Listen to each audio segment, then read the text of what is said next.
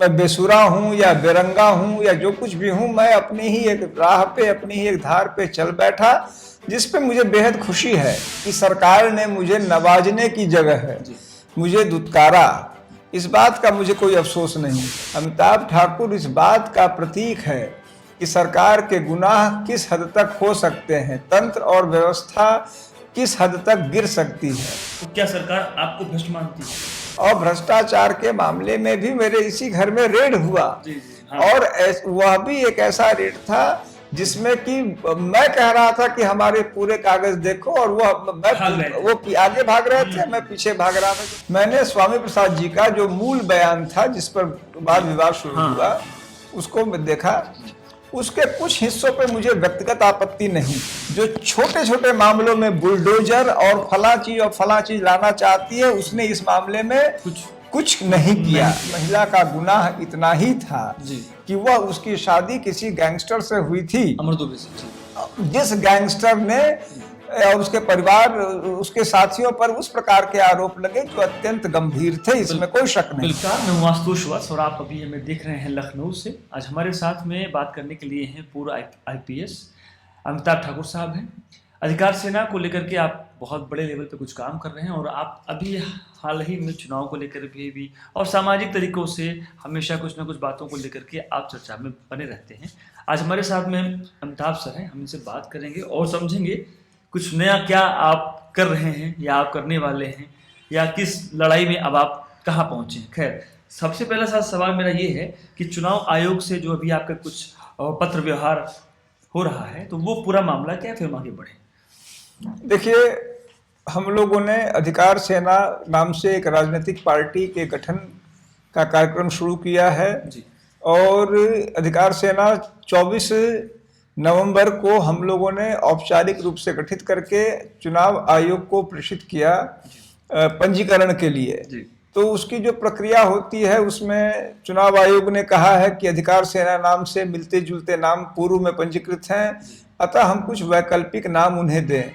हम लोग इस संबंध में, हमारी पार्टी के लोग आपस में विचार विमर्श करके एक उचित नाम खोजेंगे और उसको हम लोग चुनाव आयोग को भेजेंगे।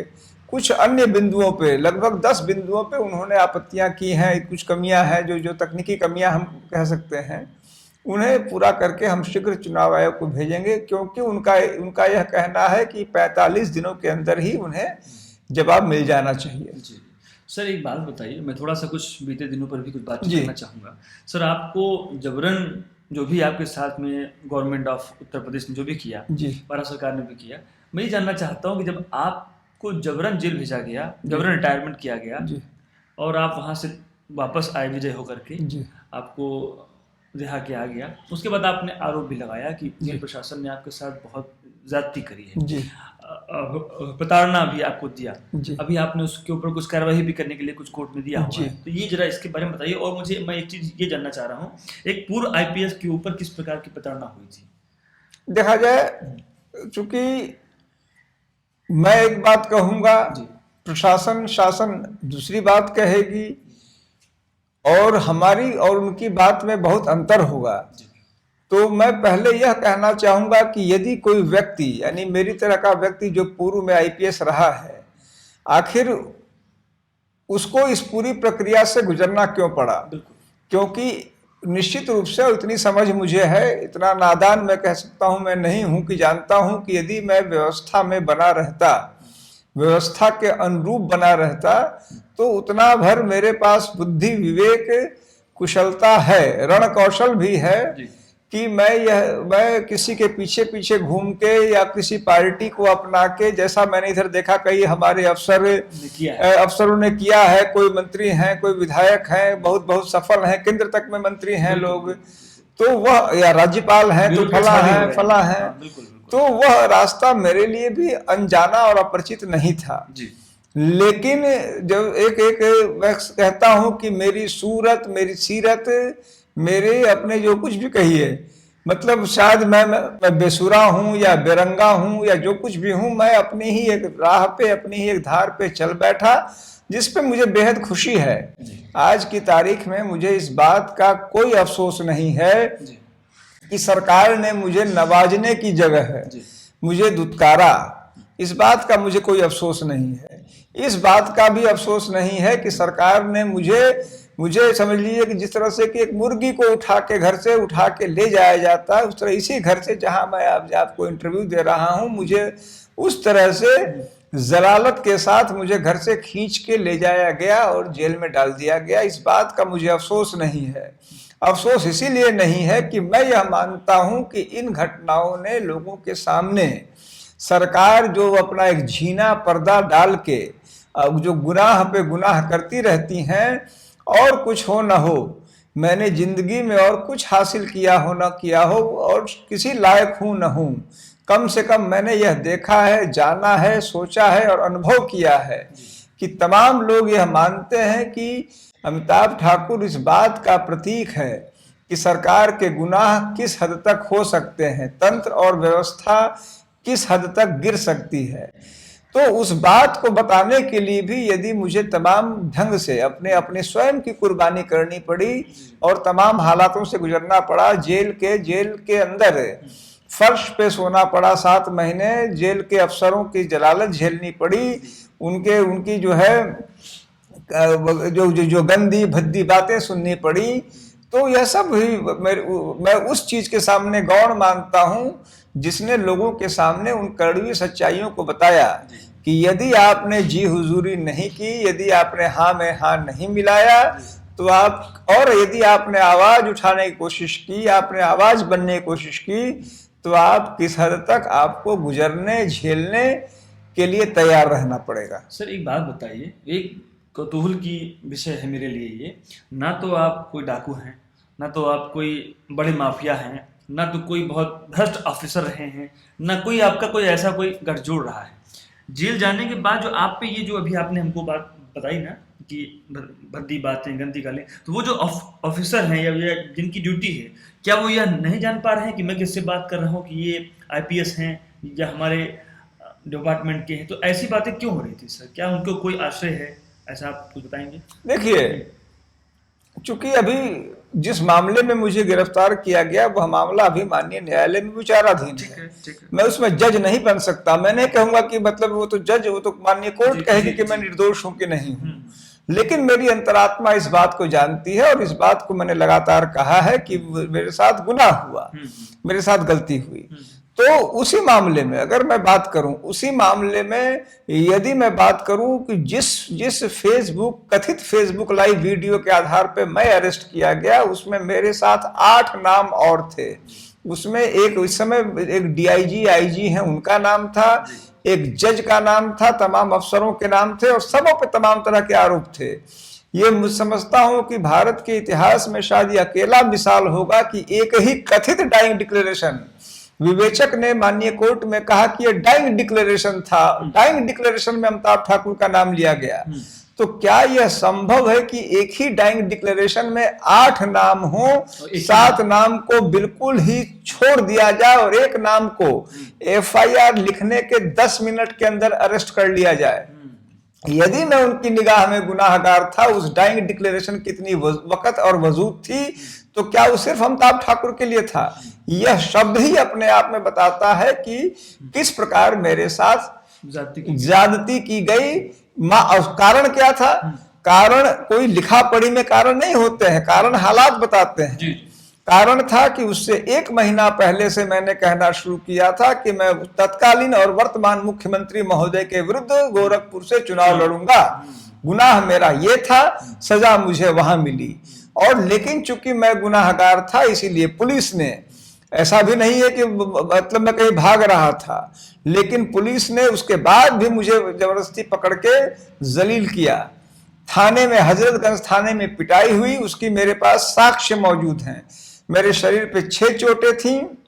यह जब मैं गया सिविल अस्पताल, वहां के डॉक्टर ने मेडिकल किया, वो भी मेरे पास मौजूद है। ये सारे अभिलेखीय बातें हैं, कोई मैं अपने मन की बात नहीं कह रहा हूं। उसके बाद जेल में भी तो ये सारी बातें निश्चित रूप से टॉप से ये संचालित हो रही थी। लेकिन मैंने आपको कहा, मुझे खुशी इस बात की है कि मैं वह जरिया बना जिसके माध्यम से गुनाहों के वो चेहरे सामने आ सके। एक बात सर बताइए, अभी हाल ही में आपको गृह मंत्रालय से कोई आदेश आया है कि आप अपनी संपत्ति का ब्यौरा दें, कुछ ऐसा मामला है क्या? जी देखिए, यह भी एक आश्चर्य का विषय है। जब अफसर रिटायर हो जाता है, जैसे आपने मुझे जबरिया रिटायर कर दिया, तो उसको संपत्ति विवरण नहीं देना पड़ता है। अब उसके बाद भी अभी कह रहे हैं कि संपत्ति विवरण दो। ऐसा तो नहीं कि आपको कुछ, जैसे आपने कुछ गलत काम किया है इसके लिए आपको ऐसा कर रहे हैं? ऐसा है, गलत तो मैंने उसी दिन कर दिया था कोई भ्रष्टाचार किया है जिस दिन मैंने सही करना शुरू किया। मैं तो जितना, क्योंकि भ्रष्टाचार की जो बात है, भ्रष्टाचार का भी मुकदमा मुझ पे लग चल चुका है। और भ्रष्टाचार के मामले में भी मेरे इसी घर में रेड हुआ। और वह भी एक ऐसा रेड था जिसमें कि मैं कह रहा था कि हमारे पूरे कागज देखो, और वो आगे भाग रहे थे, मैं पीछे भाग रहा था, जबकि अक्सर मुलजिम भागते मैं जानता हूँ जी। तो आप उस बात को जानते हैं। अच्छा सर, एक बात बताइए, उत्तर प्रदेश में योगी जी की जब दूसरी बार जब गवर्नमेंट आई, तो उन्होंने एक आदेश किया कि 50 वर्ष जो ऑफिसर जो पूरे कर चुके हैं और वो भ्रष्ट हैं, उनको जबरन रिटायरमेंट कर दिया जाएगा।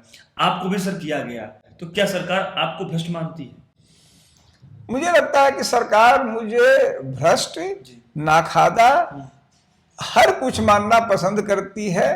और मैं नहीं समझता कि मुझसे ज्यादा किसी व्यक्ति पे, किसी आईपीएस अफसर पे संभवतः हिंदुस्तान भर में उतने मुकदमे हुए हों, उतनी जांचें हुई हों, मुझे नहीं लगता। और मुझे इस बात का, जैसे तमाम अफसर कहते हैं कि मुझे 3 बार गैलेंट्री मेडल मिला, मैं इन सबों को तमगा मानता हूं।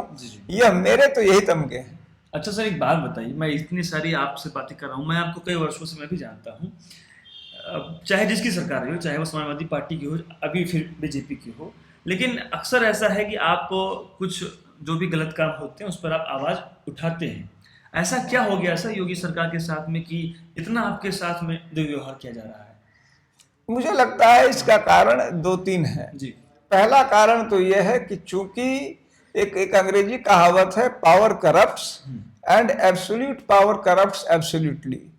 तो 300, 350, 400 की जो संख्या है, जनता के बीच जनता को कई प्रकार की बातें कह के, जिसको मैं कह सकता हूं कि उनके मनोनुकूल बनके उनका वोट पाना, क्योंकि अब हम और आप जानते हैं कि वोट डायनेमिक्स और हकीकत में हमेशा संबंध नहीं होते हैं।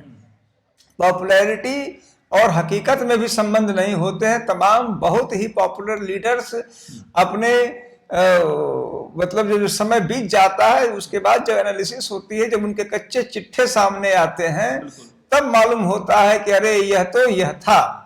तो वह चीजें जो है, मुझे लगता है कि जो पावर, जो बेहिसाब ताकत मिली, उसने कहीं ना कहीं इनको यह कह दिया कि हम कुछ भी कर सकते हैं, और कुछ भी किया।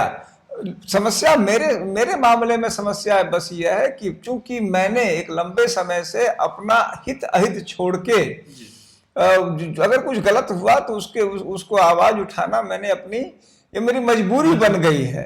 आपने उसको अपना काम समझ लिया है। तो अभी भी जब जेल से आया हूँ, अब रोज देखिए, आप यहाँ देखेंगे, यहाँ कागजें दिख रही हैं, जो यही कागजें हैं, तो तमाम मैं आरटीआई मांग रहा हूँ, शिकायतें कर रहा हूँ, और जवाब सब में यही आता है कि साहब यह तो मुलजिम है, यह तो नौकरी से निकाला है, इसकी तो फितरत है शिकायत करने की।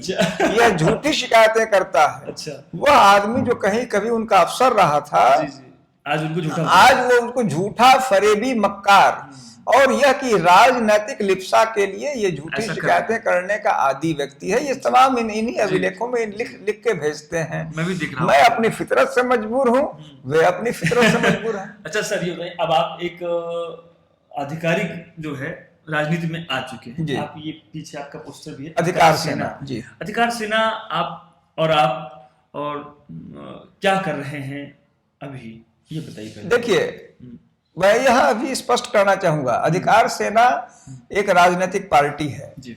लेकिन हम लोग राजनीतिक रूप, कोई ट्रेडिशनल राजनीतिक व्यक्ति हम लोग नहीं है। आप जैसे वेशभूषा देख लीजिए, रूम देख लीजिए। तो हमारी मंशा क्या है इस राजनीतिक पार्टी के पीछे? मंशा है कि व्यवस्था में सुधार एक जरूरत है। ठीक है। लोग अपने अधिकारों को पहचाने जाने, यह जरूरत है। इस देश में सैकड़ों नहीं हजारों में राजनीतिक पार्टियां हैं। धार्मिक मुद्दों पे यह सब एक पर है, तेज हैं। ऐसे मुद्दे, इसने वह ये उसने ए ने बी को गाली दे दी, बी ने सी को गाली दे दी, और फिर ए बी और सी जो है लड़ रहा है, इसके लिए शब्द है।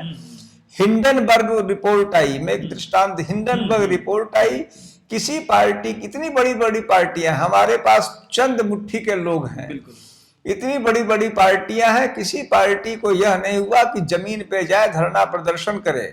हमारी पार्टी ने जमीन पे जाके, जो भी हमारे पास लोग हैं, लोग कम हैं, हम एक शुरुआती दौर में हैं, चूंकि हम धर्म और जाति के नाम पे नहीं लोगों को लुभा पा रहे हैं, तो हमारी संख्या बहुत कम है, लेकिन हमने जमीन पे जाके हिंडनबर्ग का रिपोर्ट का विरोध किया।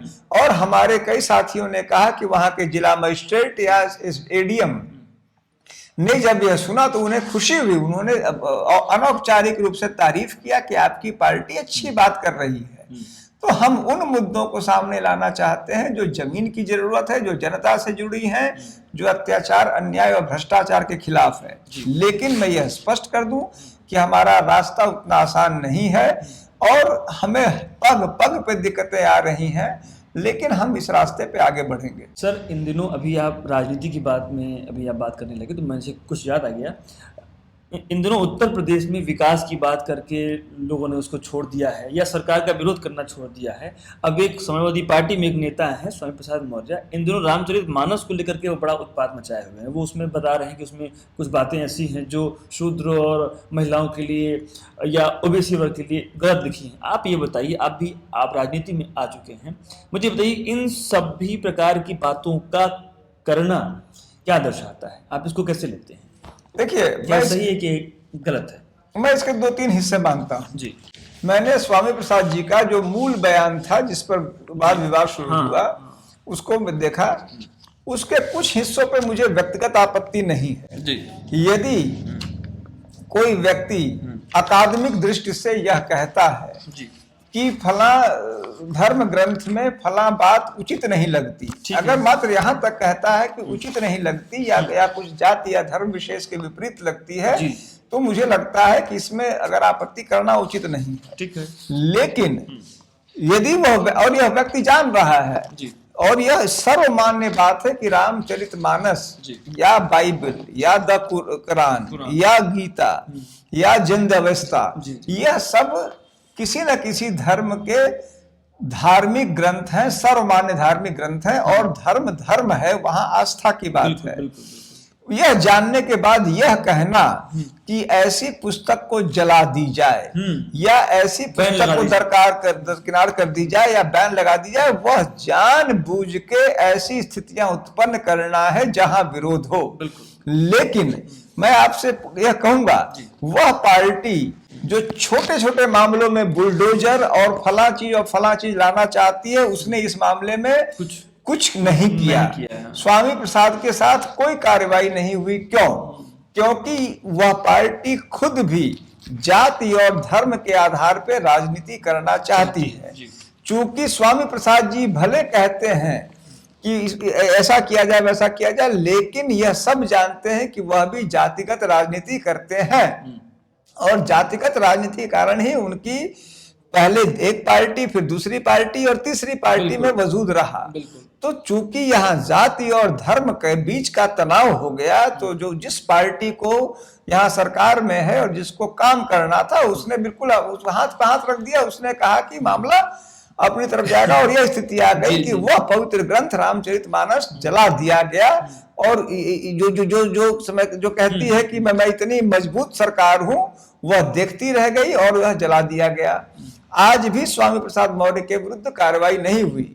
स्वामी प्रसाद मौर्य कोई बच्चे नहीं हैं, वह बखूबी जानते हैं कि एक धर्म विशेष का धार्मिक ग्रंथ है। इसके बाद भी यह कहना और सरकार का चुप रहना उन विषादपूर्ण स्थितियों को बताता है जहां धर्म और जाति सिर्फ और सिर्फ राजनीतिक यंत्र के रूप में इस्तेमाल हो रहे हैं। सर, एक मैं बात आपसे और पूछना चाहता हूं, अभी आप भी जेल से ही छूट करके आए हैं। सर, एक महिला है, बिल्कुल उसकी शादी नहीं हुई थी, खुशी दुबे नाम है। विक्रू कांड में उसके हस्बैंड का नाम था, उसका इनकाउंटर किया गया। 2 दिन बाद उसको अरेस्ट कर लिया गया। 30 महीने बाद उसको रिहा मिली, मतलब कोर्ट से रिहा किया गया।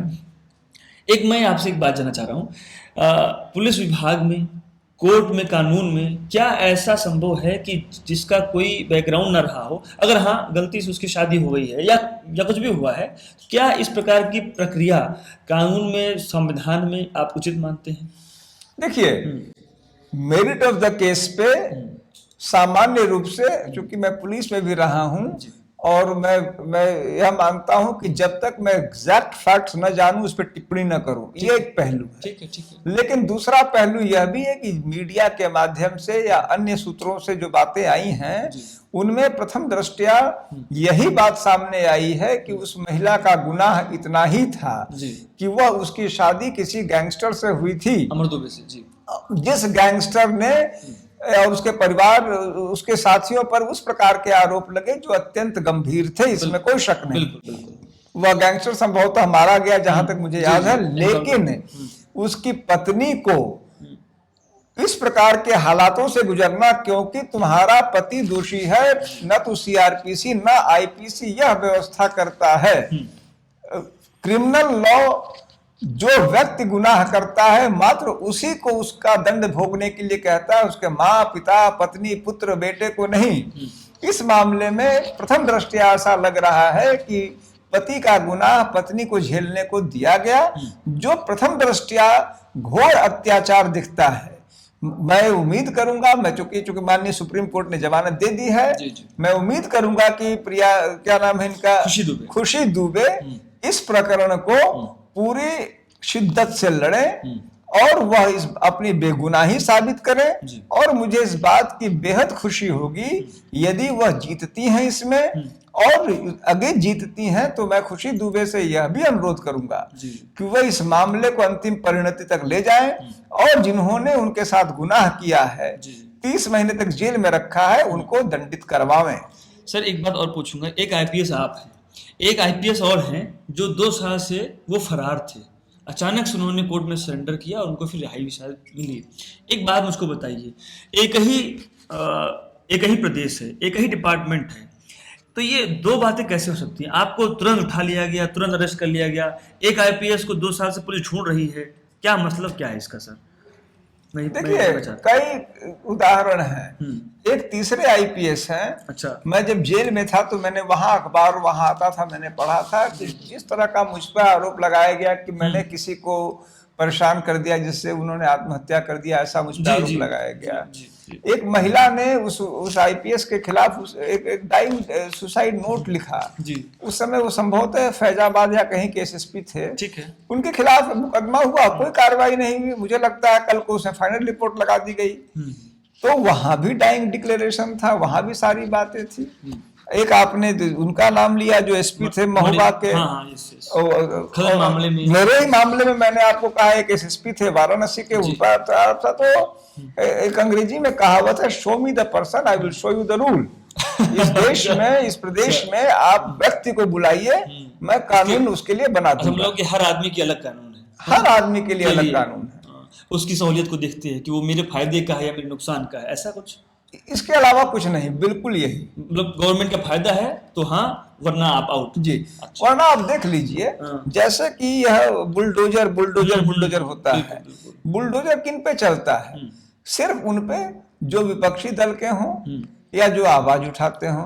अपने पार्टी के किसी पे तो आज तक मैंने बुलडोजर तो भूल जाइए, एफआईआर तक होते नहीं देखा है। जी। साइकिल तक नहीं गई उनकी दौर में। साइकिल तक नहीं गई, बहुत अच्छी बात आपने। अच्छा सर, एक बात मुझको और बताइए, अभी आपने गौतम अडानी वाली कुछ बात कही। गौतम अडानी उद्यमी हैं, बहुत बड़े आदमी हैं, अरबपति खरबपति हैं, देश चला रहे हैं, ऐसा लोग उनके ऊपर कहते हैं। बीजेपी के साथ उनके बड़े अच्छे संबंध रहे हैं, देश के प्रधानमंत्री के साथ भी। अभी जो मसला हुआ, ये हिंडनबर्ग रिसर्च वाला जो हुआ, अरबों रुपए उसमें डूब गए। अब यहाँ तक मीडिया में खबरें हैं कि एसबीआई और एलआईसी भी डूब सकता है। कैसे देखते हैं आप इस पूरे प्रकरण को, कैसे देखते हैं आप?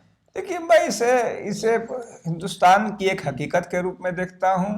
क्या माल्या की तरह ये भी भाग सकते हैं, ऐसा लगता है आपको? देखिए, क्या क्या हो सकता है उस पर टिप्पणी किए बिना मैं यह जानता हूँ, मानता हूँ और मुझे लगता है कि यह उस स्थिति को दर्शा रहा है जो अभी हम लोग कह रहे थे, show me the person I will show you the rule. आप और हम जाएंगे, अभी मैं जाऊंगा, मैं रिटायर हो गया हूं, मैं जाऊंगा 10 लाख का बैंक लोन लेने जाऊंगा, मुझे ये जो है नाक रगड़वा लेंगे, लोन नहीं देंगे। और अगर वो जो क्या नाम है अडानी साहब जाएंगे तो 10 लाख करोड़ का लोन दे देंगे। बिल्कुल। तो यह अंतर है इस देश में, क्योंकि उनके संबंध, उनके तार, जैसे कहते हैं, उनके तार बहुत ऊपर तक हैं और मैं बहुत नीचे हूँ। अच्छा, ये मसला है। मसला बस यही है। तो इसमें क्या क्या होगा, लेकिन जो कुछ भी हो रहा है या होगा वह देश के लिए दुर्भाग्यपूर्ण ही दिखता है। अच्छा सर, एक बात और बताइए, अभी हाल ही में एक कुश्ती संघ के अध्यक्ष हैं ब्रजभूषण शरण सिंह, गोंडा के कैसरगंज के वो सांसद हैं, और कुश्ती संघ में बहुत ही संगीन आरोप लगा, यौन शोषण का आरोप। ऐसे लोगों पर अगर ऐसे आरोप लगते हैं तो खैर अभी तो जांच कमेटी बैठी, 1 महीने बाद उस पर आता है। खेल को, क्योंकि आप राजनीति में, इसलिए मैं आपसे पूछ रहा हूँ, खेल में इस प्रकार की बातें अगर हैं तो क्या गवर्नमेंट को ऐसे लोगों पे जो आरोप है इनको तुरंत नहीं हटाना चाहिए, या इन पर क्या कार्रवाई करनी चाहिए? देखिए, क्या लगता है? मुझे लग रहा है कि आप भी इस बात को जान रहे हैं कि सारे एक ही फॉर्मूला के राही हैं, show me the person I will show you the rule. यहाँ भी जो है, अगर जो माननीय अध्यक्ष जी हैं उनकी जगह मतलब कोई और होते, कमजोर टाइप के होते, विपक्षी दल से रहे होते और पहले से वह गद्दी हथियाए होते तो फेंक दिए गए होते, उन पर तत्काल FIR हो गया होता, कहीं से खोज के जो है दबड़े से निकाल के उन्हें जेल भेज दिया गया होता, बुलडोजर भी चल गया होता, लेकिन नहीं चला। इसी पे यहाँ कुछ नहीं होना है। एक झुंझुना थमा दिया गया, वो झुंझुना जब हिलेगा तो हिलेगा। एक बार और मैं आपसे ये जानना चाहूंगा, आप वापसी हैं, कर चुके हैं आप, मैं आपका ऑफिस देख रहा हूँ, बहुत सारे कागज बिखरे हुए हैं, अभी आप जो भी काम कर रहे हैं इसके साथ साथ उत्तर प्रदेश की सरकार को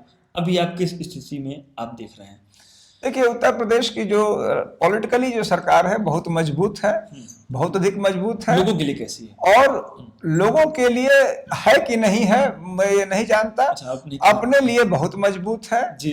अपने लोगों के लिए बहुत मजबूत है जी। लोगों के लिए भी हो, अच्छा, ऐसा मैं चाहूंगा। ठीक, आखिरी सवाल लूंगा सर, 2024 का चुनाव है लोकसभा का, देश के प्रधानमंत्री अभी तो नरेंद्र मोदी हैं, अब आपकी पार्टी भी है अधिकार सेना, आपकी क्या तैयारियां हैं? क्या आप भी नरेंद्र मोदी की पार्टी से कोई 2-4 हाथ करेंगे? देखिए, यह चूंकि मैं झूठी बात मुझे पसंद नहीं, मैं अभी इस स्थिति में नहीं हूं, मेरी पार्टी उस स्थिति में नहीं है कि हम किसी से कम चुनावी दंगल में हाथ पांव लड़ा पावे। अभी हम एक उद्भव की स्थिति में हैं। ठीक है, अभी हम अपने उद्देश्यों की तरफ बढ़ना चाह रहे हैं। चुनाव चूंकि एक जरूरत है, हम चुनाव लड़ेंगे, लेकिन किस हद तक सफल होंगे असफल होंगे इसके बारे में टिप्पणी नहीं करूंगा। लेकिन चूंकि चुनाव में लड़ना हमें चाहिए और अपनी बातों को प्रचारित करना चाहिए, अतः उस दायित्व के तहत हम पूरी शिद्दत ईमानदारी से चुनाव लड़ेंगे। बस एक और सवाल का जवाब दीजिए, अमिताभ ठाकुर किस लोकसभा सीट से चुनाव लड़ेंगे? देखिए, अभी तक हम लोगों ने यह तय किया है कि मैं बलिया लोकसभा से चुनाव लड़ूंगा। ठीक है, मैंने वहां जाना शुरू कर दिया है। ठीक है, और हम लोग की पुनः वहां भी हमारी पार्टी कोई बहुत मजबूत नहीं है, लेकिन जितनी भी है हम लोग कोशिश कर रहे हैं कि हम लोगों तक पहुंच पाए। बहुत शुक्रिया हमसे बात करने के लिए, हम आपसे फिर मिलते रहेंगे और बहुत सारे विषयों पर आपसे हम बातचीत करेंगे। तो आज हमारे साथ में बहुत अच्छी एक बातचीत हुई, अधिकार सेना को लेकर के हुई, और अमिताभ ठाकुर जी से भी बात हुई। बहुत सारी बातें हैं, बहुत सारे जवाब हैं। अच्छा ये लगा कि अमिताभ ठाकुर जी का जो बेबाक जवाबी, जो इनका एक स्वभाव है वो अभी तक बदला नहीं है। जैसा कि लोग ये आरोप लगा रहे थे कि अब अमिताभ जी को अब जेल डाला गया है तो वो कुछ सरकार से कुछ नरमी, लेकिन ऐसा कुछ नहीं है। बहुत सारी फाइलें हैं यहाँ पर, बहुत सारी जांच चल रही है। मेरी शुभकामनाएं हैं सर आपके साथ। बहुत आप खूब तरक्की कीजिए और देश के लिए, समाज के लिए करिए। आज के लिए इतना ही। देखते रहिए आप चर्चा टीवी। हम मिलेंगे एक नए एपिसोड पे किसी नए मेहमान के साथ। शुक्रिया।